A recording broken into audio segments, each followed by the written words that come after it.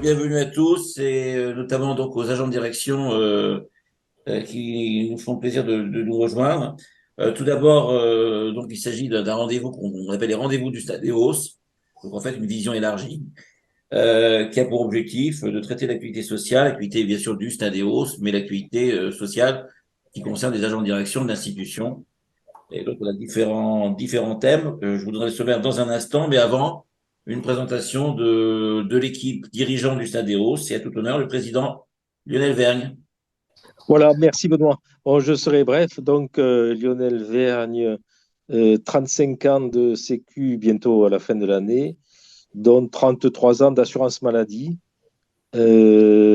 président du SNAD à nouveau. Je l'ai déjà été.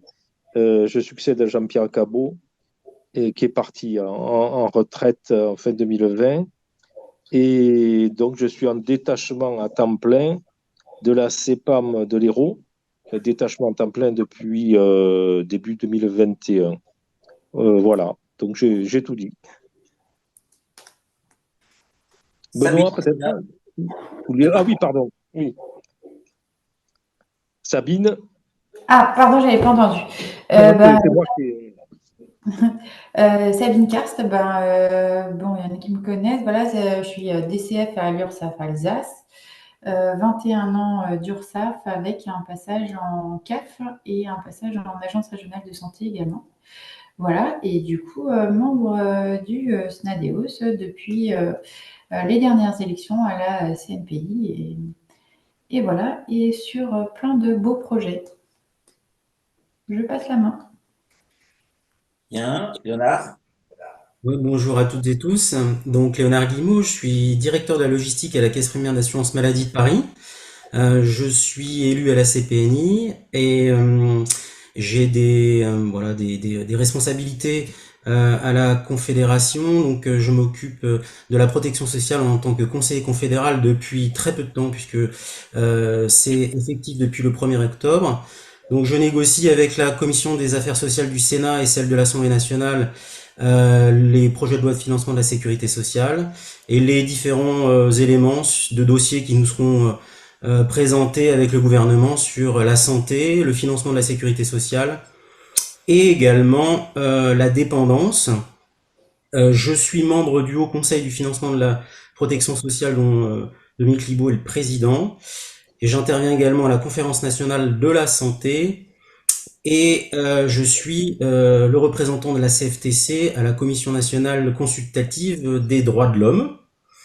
Donc ça fait beaucoup, c'est pour ça que la Confédération m'a détaché depuis le 1er octobre à 50%, donc je suis sur mon poste à mi-temps.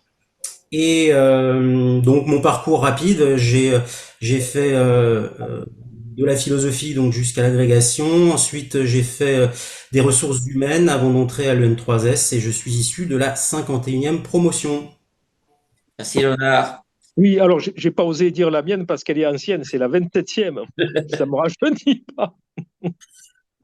Et puis, quant à moi, Benoît Volkoff, donc je suis sous-directeur à la CEPAM de Savoie, DRH, détaché à 80%, et je suis secrétaire général donc du SNADEOS, présent à pratiquement toutes les réunions à Lucans, réunions de négociation, INC, et moi, en termes de promotion, je suis la 32e, voilà.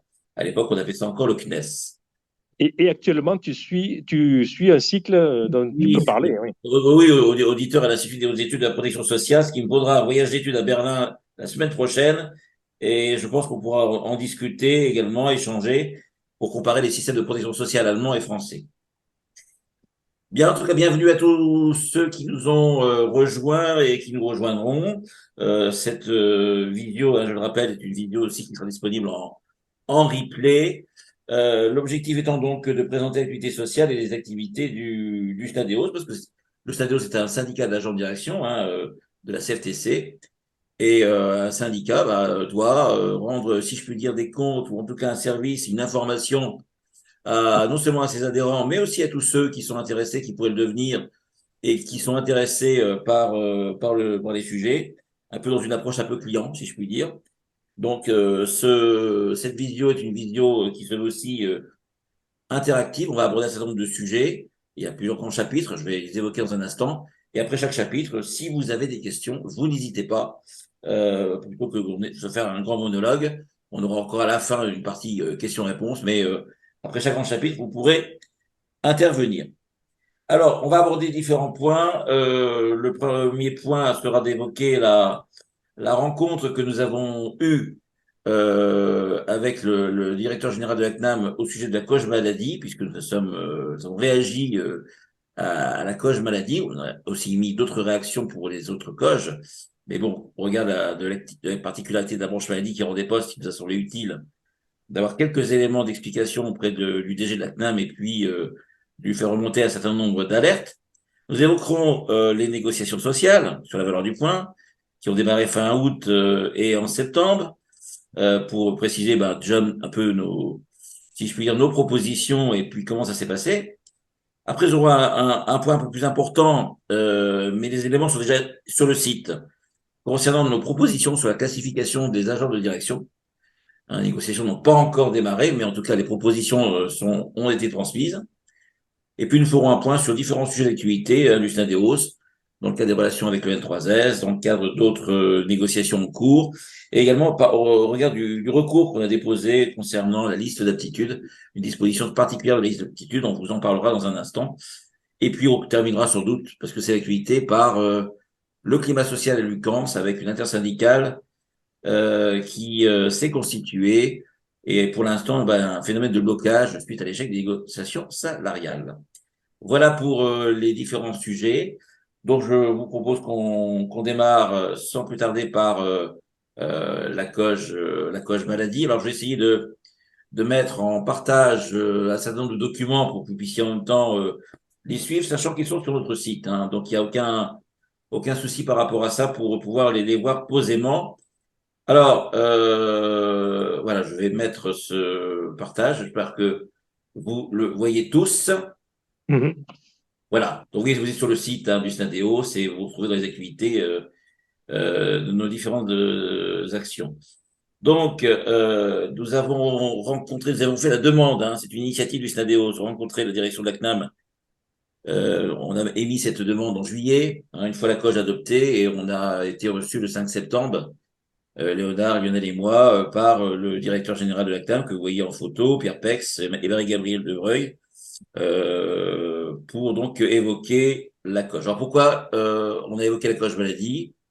Parce que c'est une COG qui a la particularité par rapport aux autres de prévoir un rendu de poste. Les autres branches ne prévoient pas, prévoient généralement des créations de postes, même minimes, mais des créations de postes ou des stabilisations. La branche maladie, on est sur officiellement 1720, mais si on regarde de près les chiffres, sur notamment le cœur de métier, on est aux alentours de 2400 ETP. Et sachant que cela faisait plus de 20 ans qu'on rend des postes, près de 20% des effectifs ont disparu, il nous a semblé quand même que c'était un peu excessif. Donc on a voulu avoir des précisions par rapport à ça, par rapport à la trajectoire des effectifs qui était prévue sur les 5 années de la COG.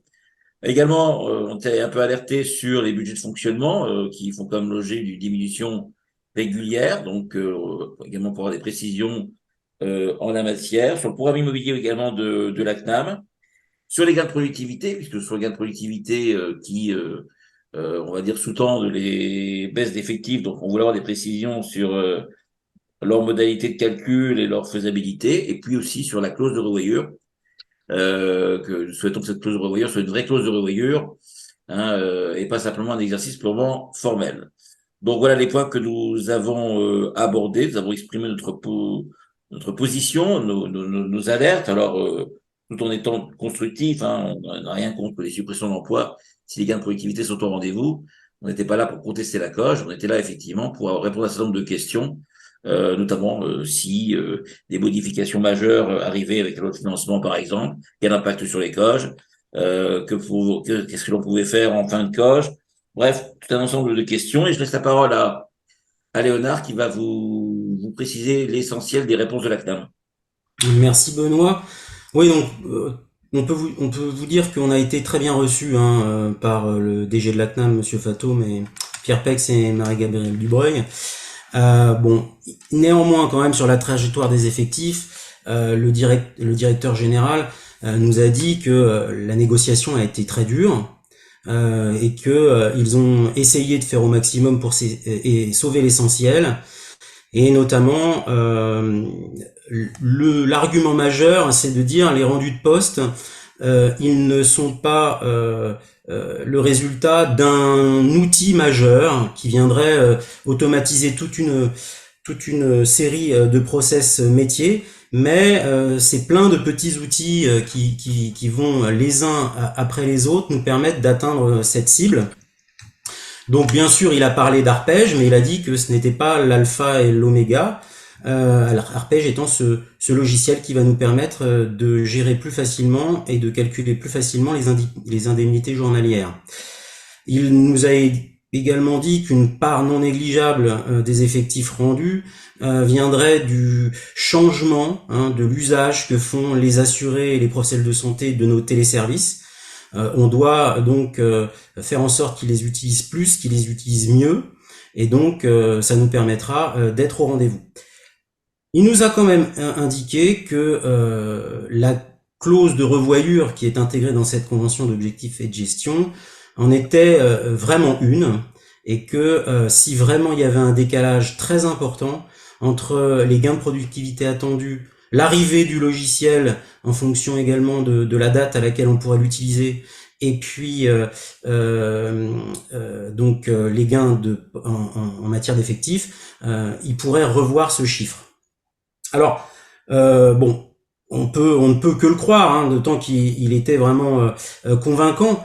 Néanmoins, on reste quand même assez inquiet, et on est inquiet aussi, et on lui en a parlé, par rapport à deux fonctionnements qui peuvent rentrer en conflit, celui de la convention d'objectifs et de gestion et de ses objectifs, et celui des projets de loi de financement de la sécurité sociale, qui très régulièrement viennent modifier des calculs de droits, viennent rajouter des droits, viennent éventuellement faire en sorte que les DSI doivent intervenir sur le système d'information pour modifier nos outils métiers. Et ça, c'est aussi absent dans la COG. Et si jamais ça devait nous arriver, est-ce qu'on serait encore obligé de rendre ces postes? Donc il a indiqué que dans la COG, pour la première fois, il a évoqué ce sujet des PLFSS, et que il prendrait ses responsabilités et qu'il exigerait des moyens supplémentaires en ressources financières, mais également en ETP si jamais d'aventure une PLFSS venait modifier en profondeur les droits de l'assurance maladie. Donc il nous a indiqué que les renforts de poste sur la lutte contre la fraude, qui est quand même un aspect très très fort de cette COG, concernerait tous les organismes, parce qu'un temps on s'était dit ils vont peut-être donner quelques postes à quelques CEPAM, voire créer un centre national comme ça peut se faire souvent, notamment en branche famille. Eh bien, c'est pas l'organisation que souhaite mettre en place l'assurance maladie dans cette COG pour sa lutte contre la fraude. Ils vont vraiment doter les organismes de moyens pour lutter contre la fraude au niveau local. Bon, les budgets de fonctionnement, il n'a pas souhaité qu'on l'écrive, mais il nous a dit que globalement, ils avaient des marges de manœuvre potentielles. Et donc, si vraiment on avait soit une augmentation trop importante des fluides, du coût de l'énergie, la CNAM serait au rendez-vous pour les caisses en difficulté et il nous aiderait. Et également, il nous a indiqué que pour les revalorisations de salaire, notamment pour tout ce qui est achat de services, donc c'est les agents de sécurité, c'est le ménage, voilà. Également, s'il y avait une augmentation due à une inflation régulière, eh bien la CNAM pourrait nous aider individuellement. Bon, sur l'immobilier, bon, le plan national d'immobilier est pas encore complètement calé. Il est très ambitieux, puisque vous avez vu qu'il faut réhabiliter nos plateaux pour faire de la place pour du flex office, et puis pour intégrer dans nos espaces de travail la modalité du télétravail qui change quand même les besoins en espace. Il nous a dit que ça se ferait progressivement et qu'il n'était pas question d'avoir une cible sur le changement complet de la réhabilitation immobilière du patrimoine de l'assurance maladie sur cette COG, mais que c'était le début et que ça nous occuperait au moins 2 COG, voire plus. Voilà, donc moi personnellement j'ai trouvé les échanges francs. Les réponses ne nous ont pas forcément rassurés partout, notamment sur les rendus de poste. Néanmoins, il était dans une démarche d'écoute et d'accompagnement des caisses qui pourraient éventuellement, en fonction de la structure de leur pyramide des âges, être en difficulté, notamment à la fin de la coge, là où il faut rendre le plus de postes. Oui, alors, petite précision d'ailleurs, Léonard, là-dessus, pour les organismes qui, dans les dernières années de coge, parce que ce sont sur les dernières années de coge que l'on est censé rendre plus effectif, et qui auraient moins de départs en retraite, on ne peut pas reporter sur la coche suivante. Donc, les organismes doivent bien calculer, doivent bien prévoir sur la période de la coge pour effectuer le rendu, indépendamment des variations de départ en retraite. Et puis, petite précision aussi, parce qu'on lui a posé comme la question, c'est un peu quelque chose qui revient régulièrement, sur les projets de mutualisation, parce qu'il peut y avoir des projets de mutualisation au niveau de certains services, notamment de l'accueil, des accueils communs entre CAF et CEPAM, mais ça s'arrête là. Et donc très clairement, il nous a affirmé qu'il n'y a pas de projet de mutualisation au niveau notamment des services supports, les CEPAM ou les CAF. Hein, la règle reste la départementalisation. Donc là-dessus, il n'y a rien dans la coge qui irait dans ce sens. Voilà pour cette réaction. Est-ce que vous avez les uns les autres des questions, des réactions par rapport à ce sujet?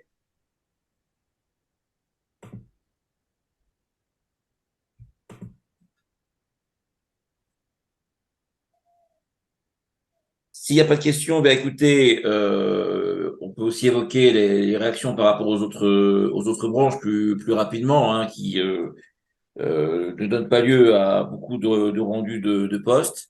Le Stadéos reste attentif de toute façon à ce que la situation des branches reste bien viable. On a une petite inquiétude sur la branche retraite avec la mise en place de la réforme des retraites, puisque là, effectivement, les temps de formation ont l'air encore d'être assez réduits.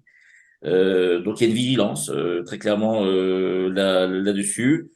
Quant à la branche famille, elle a été conclue en tout cas avec des créations notables d'emplois, mais bon, qui font suite aussi à des années qui ont été un petit peu plus compliquées.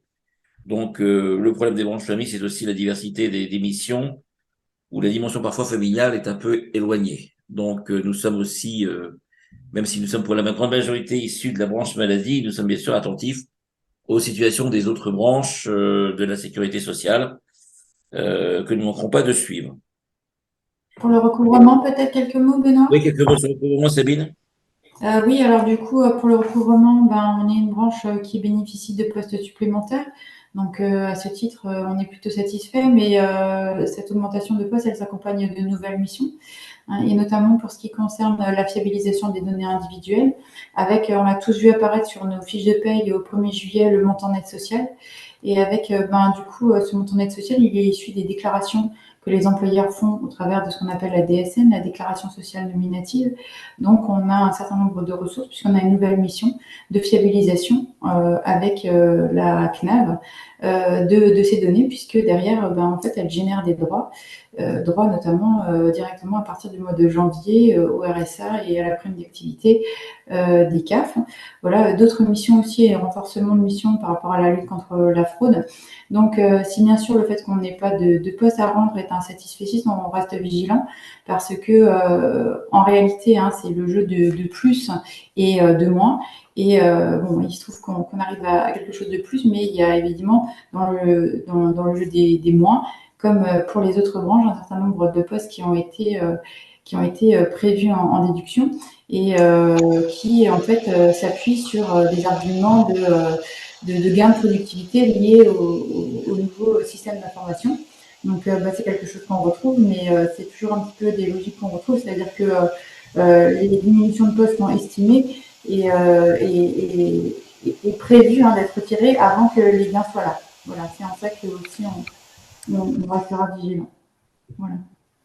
Merci, Sabine. Je me permettrai une petite intervention concernant la branche vieillesse puisque nous avons eu récemment une INC avec M. Villard, qui a bien montré une fois de plus qu'il maîtrisait parfaitement son sujet, qu'il était bien investi, c'est qu'il apparaît un hiatus de perception des réalités. La base fait remonter une usure, une inquiétude, un sentiment de travail empêché. Et depuis les caisses nationales qui ont tous les outils de suivi, les choses s'améliorent et on est sur une bonne trajectoire. Donc, on sent des courbes qui s'éloignent, de perceptions qui s'éloignent, et ça revient à notre problème un peu de crise actuelle des négos. C'est des choses qui deviennent divergentes, quasiment irréconciliables.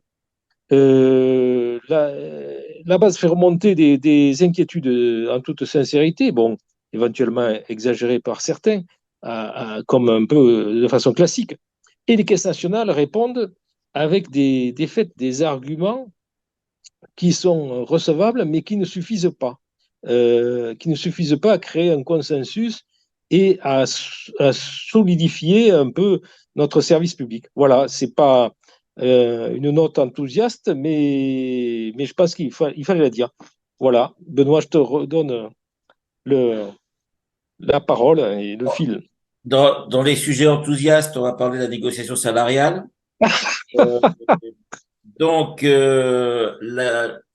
après maintes demandes des organisations syndicales, Lucans a organisé le 31 août et puis le 12 septembre une réunion de négociation sur la valeur du point.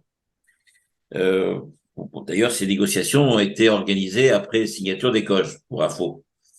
Et à l'occasion de cette réunion, en fait, la directrice de Lucans nous a fait part de propositions, mais quand je mets propositions, je le mets entre guillemets, puisque c'est pratiquement un cadrage qui a été fixé et on l'a appris au niveau de la première ministre, sur l'évolution de la valeur du point et également sur la création d'une prime de partage de la valeur, dispositif donc qui n'est pas toujours forcément pérenne. Alors, sur la valeur du point, ce qui a été entre guillemets proposé par Lucans après acceptation des pouvoirs publics, c'est une augmentation de 1,5% de la valeur du point à effet du 1er octobre. Alors, je rappelle que l'année dernière, la valeur du point avait augmenté de 3,5% au 1er octobre, pardon, je m'excuse, au 1er juillet, 1,5 au 1er juillet. L'année dernière, on était à 3,5 au 1er octobre. Il est clair que les fonctionnaires avaient eu des accords de revalorisation qui avaient été fixés au mois de juin dernier. Donc, en fait, on est sur les mêmes montants. Ils étaient sur un 5 également au niveau de leur indice. Un 5, quand on sait que l'inflation est autour de 4,5, 5%, voire peut-être plus, on voit bien que le compte n'y est pas. Alors nous, au niveau du Syndeos, sans rentrer dans des discussions de marchand de tapis, on était, parce que ça peut notre optique, la valeur du point, c'est un élément de la politique de rémunération, donc ça fait pas forcément tout, mais on aimerait bien que la valeur du point évolue autour de 50 à 2 tiers de l'évolution des prix de l'année N-1 constatée. Donc on était, nous, autour de 3%, quoi. On aurait une proposition à 3%, elle ne nous aurait pas forcément fait hurler, et on aurait pu la compléter par d'autres mesures conventionnelles. Mais là, on est loin du compte. Vous voyez, un 5, on est même à la moitié de notre je dirais, proposition. D'autres syndicats avaient même proposé 8%. Je parle même pas des 10 euros de la CGT. Donc, il est clair que on a demandé lors de la deuxième réunion du 12 septembre si ça pouvait être revu. La réponse était assez laconique et c'était non. Les pouvoirs publics n'en débordent pas. Et la seule proposition de signature, c'était donc cet accord à 1,5. Inutile de vous dire que cet accord qui était ouvert à la signature jusqu'au 26 septembre, n'a pas été signé. Bien sûr, le SNADEOS et la CFTC ne l'ont bien sûr pas signé. Le deuxième élément, c'est la prime de partage de la valeur, ex-prime Macron. Alors là, il y a deux problèmes. Le premier problème, c'est qu'elle ne concerne pas tout le monde. Alors c'est vrai qu'il y a un cadre légal qui fixe une exonération fiscale et sociale en deçà d'un certain niveau de revenus. Alors même si le plafond a été légèrement augmenté, il venait pratiquement à exclure de cette prime un tiers des salariés de l'institution, donc bien sûr les cadres et tous les ADD. Donc, nous, syndicats ADD, on peut difficilement cautionner une disposition où on exclut, puisque tout le monde participe à la valeur, hein, à la valeur ajoutée, à la performance des caisses. Et donc, en plus, il y avait des montants qui pouvaient être modulaires selon les niveaux. Et là, on est toujours sur en fait quelque chose qu'on condamne, c'est cette politique salariale qui se fait en fonction des niveaux salariaux, des bas salaires, et qui crée des déséquilibres. Alors, et bien sûr, il faut tenir compte et revaloriser les coefficients, et notamment éviter qu'on soit en dessous du SMIC, mais on oublie beaucoup les managers, les cadres, les ADD, et il y a un resserrement on va dire, des grilles salariales, bon, qui quand même pose le souci. Donc forcément, là aussi, on a refusé de signer. Donc suite à ça, eh ben, tout le monde s'est un peu fâché, si je puis dire. Les organisations syndicales donc ont décidé de ne plus siéger pour les différentes réunions de négociation qui étaient prévues. On avait les frais de santé, la prévoyance, la formation professionnelle, tant que les négociations salariales ne soient pas revues sur la base de propositions plus acceptables. En plus d'autres revendications comme notamment la participation accrue de l'employeur à la complémentaire santé, notamment, ou l'abondement transport. Donc, et là, je vais laisser la parole à Lionel, parce que finalement, ça nous amène à l'intersyndicale. Hein. Il n'y a pas de... Donc, pour l'instant de perspective, c'est bloqué. Il y a eu un accord qui a été proposé à signature, il n'a pas été signé. Il n'y a pas pour l'instant de plan B proposé par Lucans. Et donc, une intersyndicale s'est constituée. Pour information, demain, il y a une réunion entre Lucans, le président du COMEX et l'intersyndicale, et donc nous y serons. Léonard et moi, nous représenterons le Stadéos en visio à cette réunion. On verra ce qu'on pourra peut-être nous proposer. On aura peut-être des surprises. On verra. Et je te passe la parole, Lionel, parce qu'effectivement, ça nous envoie sur l'intersyndicale. Oui, merci Benoît. Bien, c'est vrai qu'avec ma modeste expérience Sécu, bon, toujours syndiqué depuis que j'y suis, au même syndicat, j'ai jamais vu une intersyndicale aussi dure. C'est pas un sens critique, mais aussi ferme, puisque on a vu qu'elle avait exclu l'UNSA et la CGC des agents de direction pour une modeste participation à un groupe technique sur la classif ADD, groupe technique qui n'a pas donné lieu à de nouvelles dates. Moi, j'avais dit modestement que je trouvais qu'on pouvait passer l'éponge pour une première incartade qui était pour partie involontaire. Mais bon, UNSA et CGC ADD ont été exclus. Il a fallu apparemment que le SN Focus donne des garanties pour que l'incident ne se reproduise plus. Donc, ça indique bien que c'est une intersyndicale dure euh, qui a annoncé des positions, comme Benoît l'a évoqué, de revalo du point très loin des 1,5%. Et sincèrement, je ne vois pas comment on va s'en sortir honorablement de part et d'autre. Alors, la solution d'une décision unilatérale de l'employeur pour les 1,5, bien, l'an dernier, on nous a dit que ce n'était pas possible. Pourquoi cette année, ce serait possible d'un coup? Si ce n'est pas une décision nationale, ce serait des décisions unilatérales locales. Ça va franchement laborieux et peut-être qu'on va avoir des contestations juridiques locales à la clé. Donc, on est un peu dans l'impasse. On va bien voir demain soir, mais j'ai de gros doutes. Puisque pour la petite histoire, lors des négos, là, dès le 31 ou début septembre, Lucas nous a expliqué que 1,5 pour les fonctionnaires, pour le ministère, ça valait 1,28 pour les agents de la Sécu. Parce que dans les rémunérations Sécu, il n'y avait pas autant de parts de primes qui, soi-disant, n'augmenteraient pas pareillement pour les fonctionnaires. Alors, quelque part, on devrait remercier Mme Borne de nous avoir octroyé les 1,5. Vous imaginez notre outrecuidance à réclamer davantage. Donc, on ne voit pas trop de sorties de crise pour le moment. Et pourtant, il faudra bien y arriver parce que si on n'a rien, c'est perdant-perdant, c'est-à-dire une démotivation amplifiée, un très mauvais départ pour les négociations les refontes des classifs, puisque en parallèle, Lucas n'annonce aucun chiffrage, alors qu'il il y en avait eu antérieurement. Donc, en clair, par exemple, si ce n'est pas plus 80 millions d'euros par an pour la classification employé cadre, ça voudrait dire que ça pourrait être moins. Comment commencer une négociation si on vous laisse planer la menace d'un financement moindre que précédemment? Donc, franchement, j'aimerais bien avoir des éléments pour positiver. À ce jour, je ne les vois pas. Nous, le minimum qu'il nous semble, c'est des avancées de l'employeur sur l'abonnement de transport. Pourquoi ne pas nous aligner rapidement, avant même la loi de financement la loi oui, du financement de 2024 sur les 75% de prise en charge.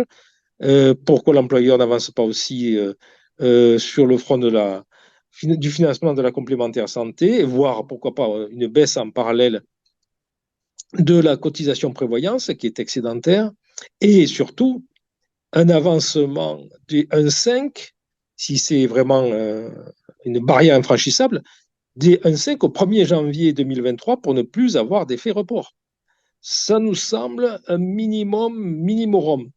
Sachant que de toute façon, si on arrivait à signer ça, imaginons une SAS, CGC et nous, signer ça pour les agents de direction, nous savons très bien, c'est déjà précisé, que ça ne vaudra pas pour l'ensemble du personnel. C'est la grosse classification qui s'impose aux autres, a priori, mais ce n'est pas une petite classification qui concerne 2000 salariés qui va valoir pour tout le reste des bataillons. Et ben, imaginons que ce soit voté aussi pour les 2000 praticiens conseils. Vous voyez bien que 4000 salariés par rapport à 140 000 de tous les autres, c'est pas jouable.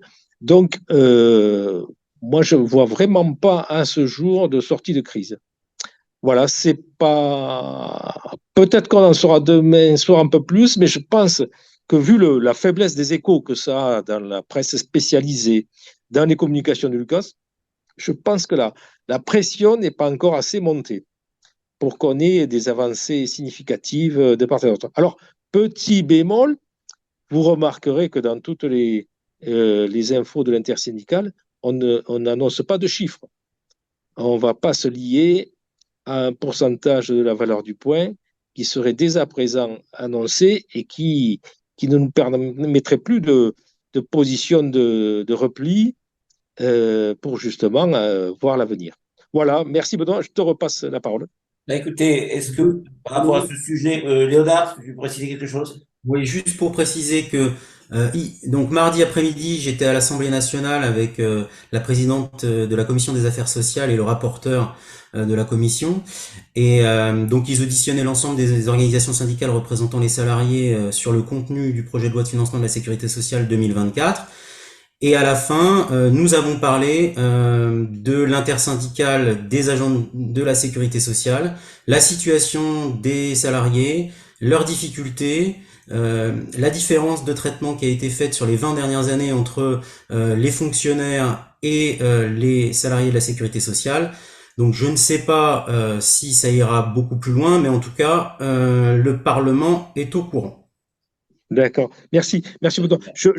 Merci Léonard, pardon. Je précise enfin que cet alignement sur les fonctionnaires est complètement illégitime. Je l'ai dit à Thomas Fatom, parce que déjà, on avait eu la séance du 31 août, et il a pris un peu de haut l'idée que les 1,5 ne passeraient pas, en considérant que c'était ça ou rien, quoi. Bien. Et j'ai rappelé que le nombre de fonctionnaires depuis 2000 a augmenté de 20%, et il paraît qu'il en manque partout, à la pénitentiaire, dans les hôpitaux comme infirmières, des juges, des magistrats, des greffiers, tout ce qu'on veut. Il en manque partout. Et nous, en parallèle, nos effectifs ont baissé de 20%. Alors, c'est parfaitement illégitime de nous aligner sur les fonctionnaires. Voilà. Merci. Lionel, est-ce qu'il y a des réactions, des questions sur le sujet des négociations salariales? Non, bah, je vous propose que nous passions au prochain sujet. Alors, je vais mettre un partage puisque c'est un sujet assez important qui est celui de la classification des ADD. Alors, il y a aussi une classification des employés cadres qui va être discutée, mais nous sommes bien sûr sur la classification qui nous concerne. Donc, le temps de mettre le lien. Hop, voilà. J'espère que vous le voyez. Donc, le SNADEOS a travaillé cet été, avant que des réunions soient prévues, sur la classification des ADD que nous avons demandé, puisqu'elle a plus de 20 ans. Elle a besoin d'être réformée. Donc, on s'est dit, on va émettre des propositions, histoire de faire avancer le débat. Donc, voilà, les propositions, elles sont disponibles sur le site, bien sûr, du SNADEOS. Elles ont été transmises à l'UCANS. Alors, bon, proposition, on ne veut pas dire décision, hein. Il y a aussi, comme le disait tout à l'heure Lionel, la question du cadrage. Mais enfin, en tout cas, nous avons un rôle qui est de proposer ce qui nous semblerait correspondre aux besoins des ADD et permettrait d'avoir une classification attractive, et je sais qu'il en faut. Alors, le premier élément dans nos propositions, c'est de revoir finalement la construction de la classification. Actuellement, les postes sont classés par taille de caisse, on va dire, hein, entre A, B, C, D, A, D, petite caisse, A, super grande caisse, et après, effectivement, vous avez fonction directeur, directeur adjoint, directeur comptable financier, directeur. Bon, en l'occurrence, nous considérons que le travail ne concerne pas, n'est pas différent selon les tailles. Tout ça est très discutable. D'ailleurs, dans certains grands organismes, il y a peut-être un peu plus de possibilités de personnel, de collaborateurs que dans des plus petits. Donc, un directeur d'un petit organisme a les mêmes obligations que celui d'un plus grand, et c'est pareil pour les autres fonctions. Donc, pour nous, la classification devrait plutôt se faire à partir de toujours de 4 niveaux. Et chaque niveau comporterait 3 ou 4 paliers. Et en fait, les niveaux, donc en fait, on prend les fonctions des agents de direction, c'est-à-dire D sous-directeur, C directeur adjoint, B directeur comptable et financier, et A directeur à la place de la taille des caisses. Donc on est vraiment sur une classification de fonctions.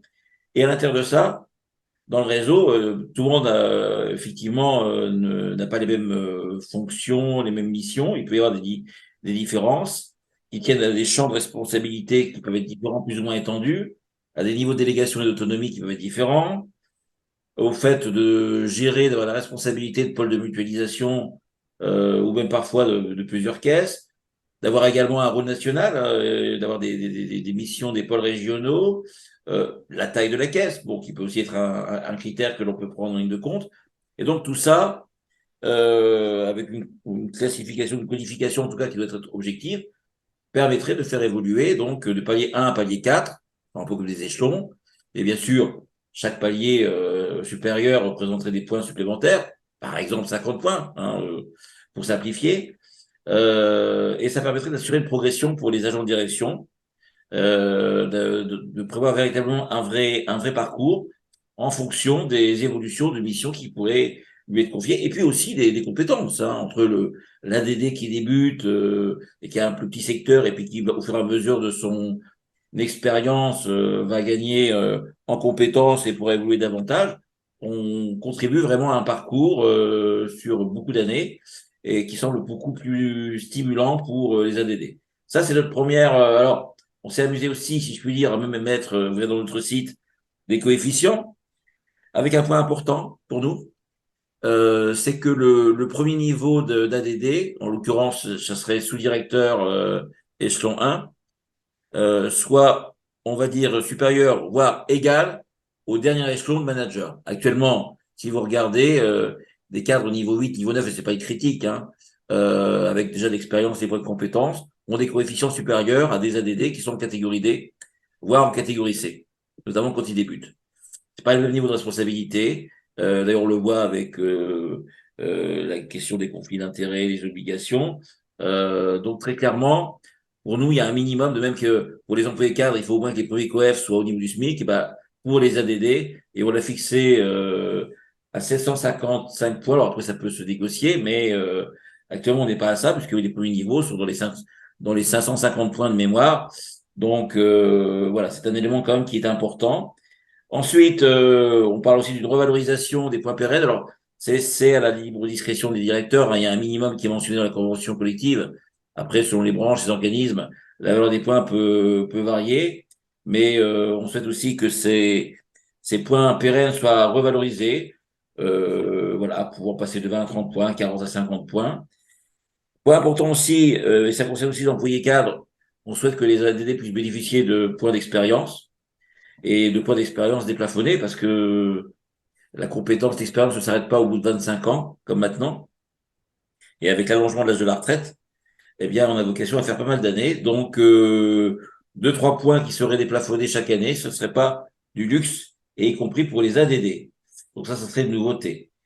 Sur le parcours professionnel, on évoque aussi la nécessité de prévoir que dans le cadre des paliers, lorsqu'un ADD, on va dire, au sein de son niveau a atteint 75% du parcours ou des paliers, qu'il y ait en tout cas, on va dire, un entretien, il y ait un accompagnement, formation pour qu'il puisse évoluer, pourquoi pas, sur un niveau supérieur, hein, et qu'il ne reste pas forcément sur de nouvelles fonctions, qu'un sous-directeur puisse passer directeur adjoint, enfin, par exemple. Donc ça aussi, c'est un point important.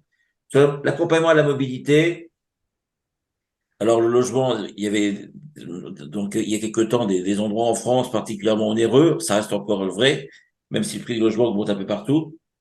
Néanmoins, nous proposons la création d'une indemnité de résidence, de logement, dans le cas où un agent de direction devrait s'installer dans le cadre d'une mobilité dans un endroit où le prix du mètre carré est excessivement supérieur à la moyenne nationale. Donc avec une sorte de grille progressive selon le différentiel au regard d'un prix moyen du mètre carré en France métropolitaine. Donc c'est sûr par exemple que des villes comme Paris, Annecy, les grandes métropoles souvent sont déjà assez exorbitantes. Et donc cette prime qui pourrait être provisoire, bien sûr, il ne s'agit pas de, mais serait limitée dans le temps, mais permettrait en tout cas de souvent, les ADD d'ailleurs viennent avec leur famille, ce qui crée aussi d'autres difficultés. Cela leur permettrait en tout cas de faciliter les mobilités. Sur l'intéressement, nous souhaitons simplement ce qu'on a demandé lors de la dernière négociation, que la masse salariale consacrée à l'intéressement puisse augmenter. Elle est de 2,5 actuellement. Si elle pouvait être à 3, voire plus, ça serait mieux. De sorte qu'une prime d'intéressement soit à peu près autour de 1 500 et pas 800 ou 900 euros comme habituellement. Elle aurait un peu plus de poids pour l'ensemble des fonctions. Sur les parts variables, on est sur le maintien du système qui existe. Alors oui, là, je vous montre un peu nos propositions, hein. Bien sûr, en fonction des cadrages, c'est pas garanti, mais si vous montez la logique des paliers avec donc des coefficients qui évolueraient. En gros, on a retenu 50 points de différence pour les ADD.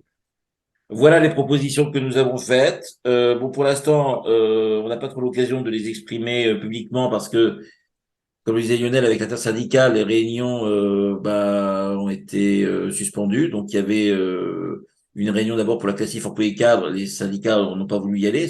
Elle faisait suite le 14 septembre à la réunion sur la valeur du point. Et bon, il était également décidé au niveau de la solidarité intersyndicale de ne pas assister à la réunion technique classification. Elle est reportée, hein, très clairement. Donc, lorsque les choses se calmeront, je l'espère, assez rapidement, on pourra revenir sur le sujet.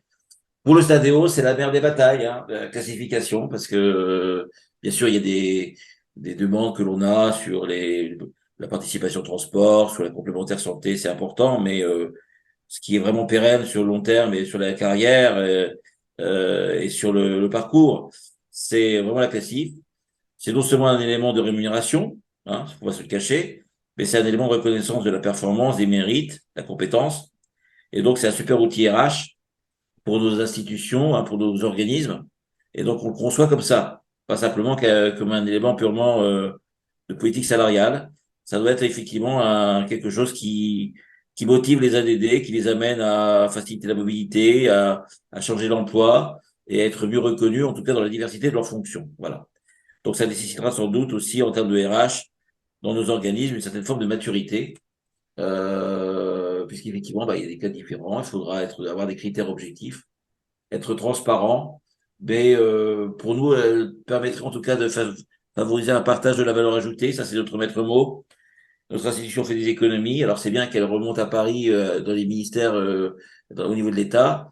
Mais si on pouvait regarder une partie pour les caisses nationales, pour le réseau, et puis une partie pour les salariés, ça serait pas mal. C'est ce qu'on appelle le partage de la valeur ajoutée. Alors, je ne sais pas si vous avez des réactions par rapport à ce sujet de la classification, des propositions de classification. Alors, un petit complément, Benoît, c'est que là aussi, même si ça n'a plus d'aspect juridique, les moins nombreux dépendront des plus nombreux. En clair, si nous avions la signature d'une classification qui nous satisfasse, bon, imaginons donc une majorité de syndicats qui représentent une majorité de votants, de représentativité qui signent cette nouvelle classification ADD, et bien, si jamais il n'y a pas l'équivalent à présenter à la tutelle pour les employés cadres, nous savons très bien, nous savons pertinemment que la tutelle n'agréerait pas notre nouvelle classif. Parce que politiquement, on considérerait que là aussi, ça va élargir l'échelle des rémunérations. Oh grand Dieu, c'est l'horreur. Donc, nous souhaitons travailler, mais sans trop d'illusions, et on n'a pas trop envie de travailler pour l'art, comme on va dire, comme on dirait. Faire une belle classif ADD qui sera remisée dans quelques tabernacles pour être ressortie je ne sais pas quand. Donc, ça aussi, il ne faut pas se voiler la face. S'il n'y a pas en même temps deux classifs à présenter à l'agrément de la tutelle, eh bien, la nôtre ne passera pas. Voilà. Merci Lionel. Je vais passer la parole à Léonard qui va nous parler des autres activités du SNAD, puisque nous intervenons sur différents sujets. La parole est à toi, Léonard. Merci Benoît. Écoutez, moi j'ai un petit PowerPoint, donc je vais peut-être vous le passer parce que ça va me permettre de vous montrer en image un peu ce qu'on fait au SNADEOS. Alors voilà. Donc la première chose, c'est que déjà on a été allé voir Madame Bertin, donc on a des bons contacts avec elle, hein, on arrive bien à communiquer. Je pense qu'elle est à l'écoute du SNADEOS, c'est quelque chose de très positif. Bon, comme ça a été dit, bien sûr, on est dans toutes les négociations sociales et dans toutes les réunions. Mais c'est pas tout, parce que la marque de fabrique du SNADEOS, c'est son lobbying. On a un pied à l'intérieur de l'institution et un pied à l'extérieur. Et notamment, on acculture et on informe les parlementaires de la situation de la sécurité sociale, de ses salariés, du fonctionnement des organismes. Souvent, on leur promet des beaux projets dans les PLFSS, on leur fait voter des budgets et ils ne connaissent absolument pas les moyens, ou très peu, les moyens qui sont attribués aux opérateurs, c'est-à-dire à nous-mêmes employeurs et à nos collègues salariés pour les mettre en œuvre sur le territoire. On ne leur demande même pas de voter ces budgets, puisque contrairement à l'État, dans le cadre des lois de finances, les parlementaires ne votent pas pour une masse salariale de la Sécu. Tout ça se fait de manière très technique entre le ministère de l'économie et des affaires sociales, de la santé, mais c'est hors Parlement. Et donc, ils commencent à, voilà, on a eu un très très beau accueil. Alors nous, on va voir la plupart des parlementaires qui sont présents. Particulièrement dans bien sûr la commission des affaires sociales, mais pas uniquement, puisque la commission des finances aussi, on a vu des députés ou des sénateurs. Et puis on a cherché à communiquer avec des parlementaires qui sont sur un angle de gouvernement, qui sont pas sur les blocages ou sur des censures systématiques. Donc on a rencontré des parlementaires de Horizon, des parlementaires de Renaissance, des parlementaires des Républicains et des parlementaires du Parti socialiste. Voilà, donc on a écarté à ce stade LFI et Rassemblement national. Et n'oublions pas une sénatrice communiste qui nous a aussi très bien reçus. Oui, oui, et tu fais bien de le noter. Et les communistes également, nous les avons rencontrés. Voilà, donc on vous en a parlé, on est en partenariat étroit avec la GIRCARCO, hein, où on pilote en tant que partenaire social le régime, le Haut Conseil du financement de la protection sociale, où on est très écouté par Dominique Libaud et l'ensemble des directeurs des hautes administrations.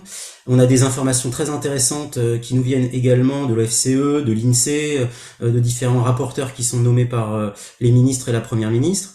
Voilà, on a un pied également dans le sociétal avec la CNCDH, hein, Commission nationale consultative des droits de l'homme, où on aborde des sujets très très variés mais très intéressants, hein, sur par exemple le logement, par exemple l'éducation. Voilà. On a également la Conférence nationale de la santé, hein, où on peut aborder des questions sur les dépistages, les violences faites aux professionnels de santé, sur le Nutri-Score, voilà, plusieurs missions qui sont données. Benoît vous a parlé de son rôle d'auditeur à l'IHEPS. Et le SNADEO, et la CFTC également, présent au Conseil d'orientation des retraites, si important, lors de la dernière réforme, qui a été écoutée et parfois décriée, mais en tout cas qui a fait le job et qui a donné son avis le plus objectivement possible.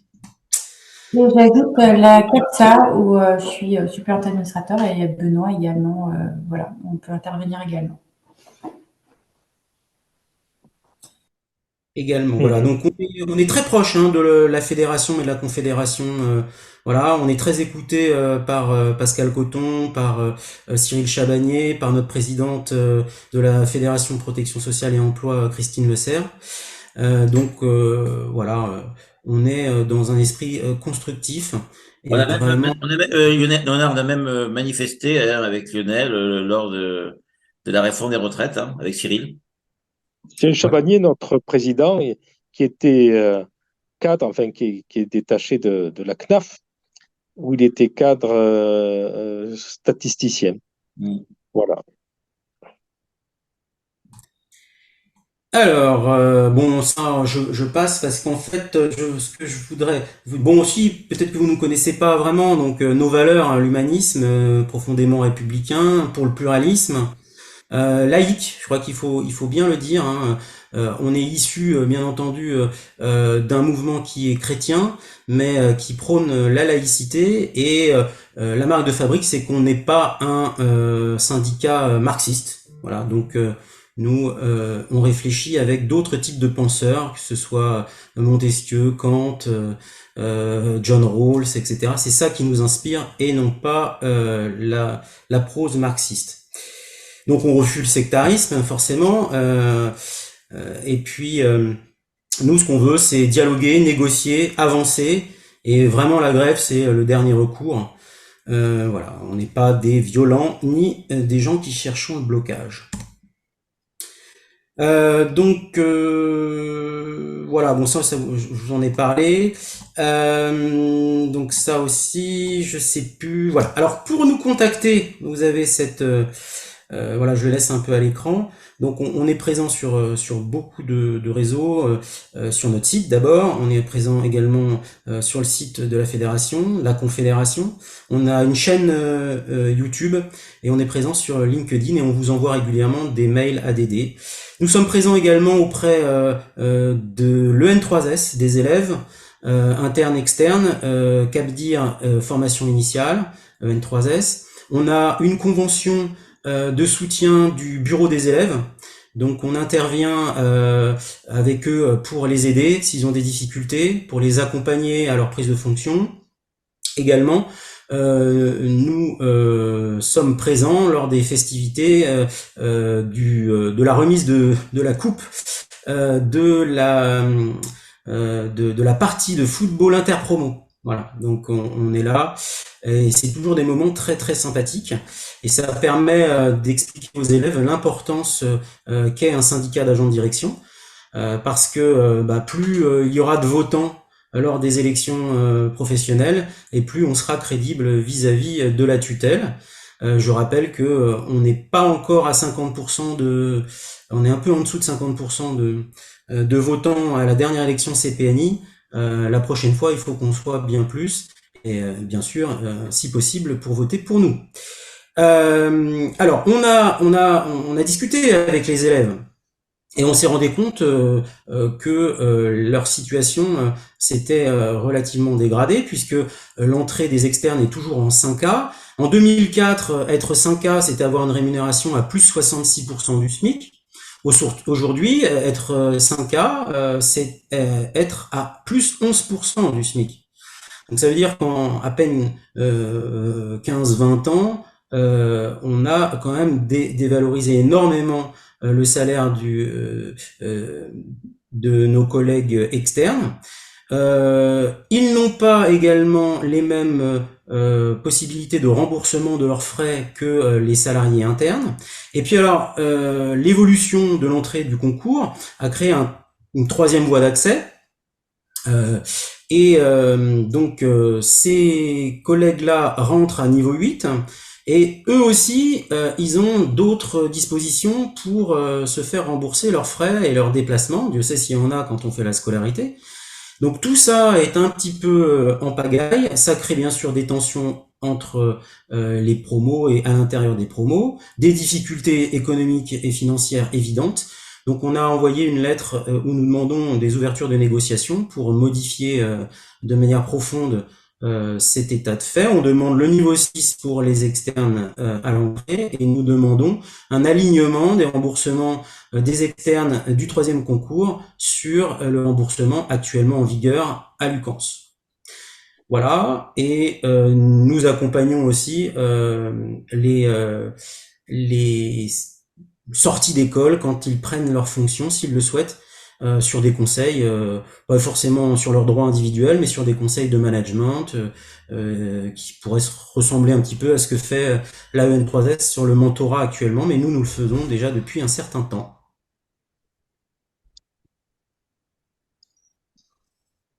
Eh bien, merci bien, Léonard. Léonard, un mot sur le recours? Oui. Ah oui, exactement. ah oui. Le recours. Alors, vous savez que il y a eu une modification par décret de la liste d'aptitudes. Le 21 décembre 2023, un nouveau décret est arrivé et a simplifié la liste d'aptitudes. Il y avait 3 listes d'aptitudes, maintenant il n'y en a plus que 2, la liste 3, la liste 1-2. Donc on est automatiquement inscrit en L3 dès lors qu'on a le titre d'ancien élève, que ce soit EN3S initial ou CAPDIR. Et puis on a modifié un petit peu, parce que c'était parfois un peu long, les périodes pour pouvoir prétendre à être inscrit sur la liste 1-2. On a rénové le CAPDIR, on a fait un CAPDIR, on va dire, pour les cadres, et on a fait un CAPDIR aussi pour les agents de direction, notamment ceux qui sont en caisse nationale et qui ne peuvent pas, parce qu'ils n'ont pas le titre d'ancien élève, répondre à des vacances de poste dans le réseau. Et donc, pour ceux qui souhaiteraient continuer leur carrière dans le réseau au sein d'une caisse locale, eh bien, ils peuvent s'inscrire au CAPDIR, suivre la scolarité, un jury de sortie et obtenir le titre d'ancien élève et être inscrit sur la liste L3. Tout ça était plutôt intéressant, allait dans le bon sens.